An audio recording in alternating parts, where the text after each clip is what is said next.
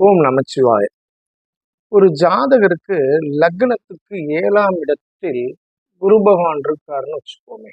லக்னத்துக்கு 7ஆம் இடத்துல குரு பகவான் இருந்தா அவருக்கு நல்ல ஒரு மனவாழ்வு கிடைக்கும் அப்படின்னு சொல்லி.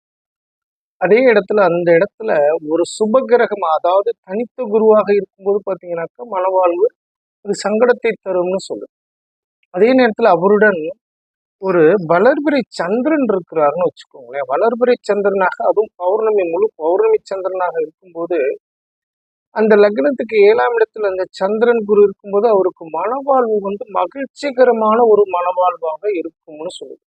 அதே நேரத்துல அந்த லக்னத்துக்கு 7ஆம் இடத்துல குரு இருந்து அந்த குருவாகப்பட்டவர் பார்த்தீங்கன்னாக்கா அவர் நிற்கக்கூடிய இடம் ஸ்தான பலம் பெற்று, அதாவது ஆட்சி பெற்று உச்சம் பெற்று அது போல இருக்கக்கூடிய காலமாக இருக்குது. அப்படிங்கிறப்போ அவரோட மனவாழ்வுல பாத்தீங்கன்னாக்கா அது ஒரு கேந்திராதிபத்திய தோஷத்தை ஏற்படுத்துது. அந்த லக்னத்துக்கு ஒரு கேந்திராதிபத்திய தோஷத்தை ஏற்படுத்துது.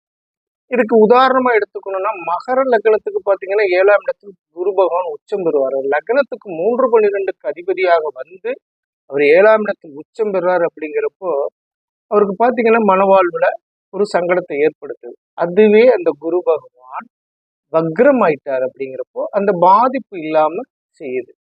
அதே இதுக்கு மிதுன லக்னமாகவோ கன்னி லக்னமாகவோ இருந்து அந்த 7ஆம் இடத்துக்கு அதிபதி பாதகாதிபதியே வராது. நல்லா தெரிஞ்சுக்கோங்க. மிதுன லக்னத்துக்கும் கன்னி லக்னத்துக்கும் 7ஆம் இடத்துக்கு அதிபதி பாதகாதிபதியே வருவாரு. அந்த பாதகாதிபதியாக வரக்கூடிய குரு பகவான் அந்த 7ஆம் பாவகத்தில் உச்சம் பெறுறாரு அப்படின்னா இது ஆட்சி பெறுறாரு. 7ஆம் பாவகத்துல குரு பகவான் ஆட்சி ஆகிறார். அதாவது கன்னி லக்னத்துக்கு 7ஆம் இடத்துல ஆட்சி, மிதுன லக்னத்துக்கு 7ஆம் இடத்துல, அதுவும் கேந்திராதிபத்திய தோஷம்.